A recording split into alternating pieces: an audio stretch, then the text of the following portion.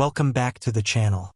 Today, I want to talk about something that has haunted me for years, something so many of us struggle with silently. It's the paradox of service. We're told to serve others, to be generous, to give without expecting anything in return. And yet, somewhere along the way, we've all learned a painful lesson. When you pour from an empty cup, eventually, there is nothing left to give. I remember being 22 years old, working at a shelter for homeless women.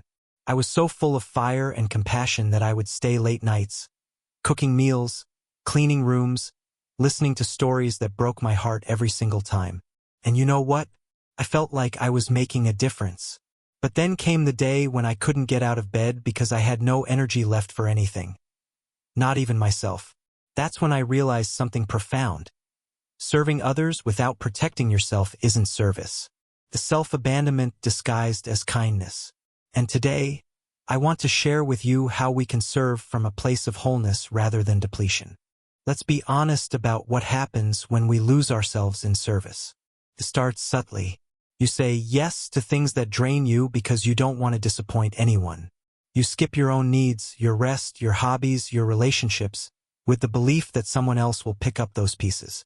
I've seen this pattern play out in countless lives I know. The friend who volunteers at a food bank but never eats lunch on time. The parent who helps every neighbor with their children but has no energy for their own kids. The partner who takes care of everyone's emotional needs while drowning in their own silence. Here's the hard truth. When you neglect yourself, your capacity to serve diminishes. You become bitter. You become resentful. And ironically, that resentment makes you a less effective servant than you were before. Think about it this way. If you're running on fumes, how can you truly help anyone else? The energy you have left for others is already compromised by the exhaustion of your own neglect. Service from depletion isn't sustainable. It's a slow burn that eventually burns everything down. So how do we serve without losing ourselves? The answer lies in boundaries.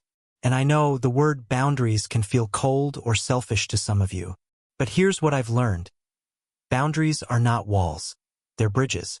They allow us to connect with others from a place of strength rather than desperation. Let me share something that changed everything for me. When I started setting limits on my time at the shelter, people were surprised. Some even felt disappointed. One woman told me, "You used to be so generous." And I realized she wasn't talking about generosity. She was talking about availability. There's a difference between being available and being accessible without conditions. Here are 3 practical steps. First, identify your non-negotiables. What do you need to maintain your own well-being? Sleep, nutrition, time for yourself, meaningful relationships. These aren't luxuries. They're requirements for sustainable service. Second, learn the art of the gentle no. You don't have to over-explain or apologize profusely. A simple, "I'm not able to take that on right now," is complete and respectful. Third, recognize that protecting your energy doesn't make you less compassionate. In fact, it makes you more capable of genuine connection. We've been sold a lie about self-sacrifice. We're told that true service requires complete abandonment of ourselves, that if we keep even one piece of our identity, we haven't truly given. This is dangerous thinking. It's the foundation of burnout and resentment. Let me tell you something I discovered. When you serve from wholeness, your impact multiplies. When you're rested, nourished, and connected to yourself, you have more patience, more creativity, more genuine presence for others. You don't just give time, you give quality attention. You don't just offer help, you offer wisdom born from experience. I've watched people who prioritize their own growth become better servants than those who sacrifice everything. The teacher who takes time to read and reflect brings more insight to her classroom. The parent who maintains their own friendships models healthy relationships for their children. The friend who practices self-care has more energy to listen deeply when someone else is struggling. Self-preservation isn't selfish, it's strategic. It ensures that your service lasts, that it remains authentic, and that you don't become a source of pain rather than healing. Let me give you some concrete tools to implement today. These aren't theoretical concepts. They're practices I've used and refined over years of learning. Tool 1, the energy audit. For 1 week, track your energy throughout the day. When do you feel depleted? What activities drain versus recharge you?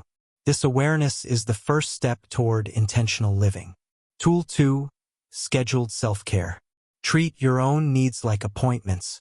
If you have a meeting with someone important, schedule time for yourself too.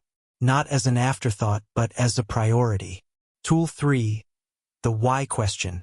Before committing to any service opportunity, ask, am I doing this because it aligns with my values and capacity, or am I doing it out of obligation or fear? Your answer will tell you everything you need to know. Tool 4, regular check-ins. Set a weekly reminder to assess your well-being. Are you sleeping enough? Do you have time for joy? Are you feeling resentful toward anyone you serve? These questions aren't self-indulgent. They're maintenance for your capacity to give. As I close, I want you to hold onto this truth. When you protect yourself, you don't become less available. You become more present. When you honor your own needs, you model healthy boundaries for everyone around you. And when you serve from wholeness rather than depletion, your impact extends far beyond what you could ever achieve through sacrifice alone. I still volunteer at the shelter today, but I'm different now. I have clear hours. I take breaks. I say no to things that don't align with my capacity. And guess what? The women there notice. They see someone who is present, not just busy. Someone who cares deeply but also knows their worth. That's the gift of serving without losing yourself. You become a living example that it's possible to care for others while caring for yourself. You show them that boundaries aren't barriers. They're invitations to healthier connections. So here's my challenge to you this week. Identify one area where you've been neglecting your own needs in the name of service. And then, with intention and compassion toward yourself, make space for it. Not as an indulgence, but as a necessity. Because when we serve from wholeness, we don't just help others survive, we help them thrive. And that's the kind of legacy worth building. Thank you for being here today. If this resonated with you, please share it with someone who needs to hear these words.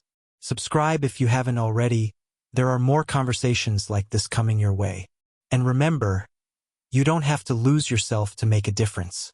In fact, the world needs you exactly as you are.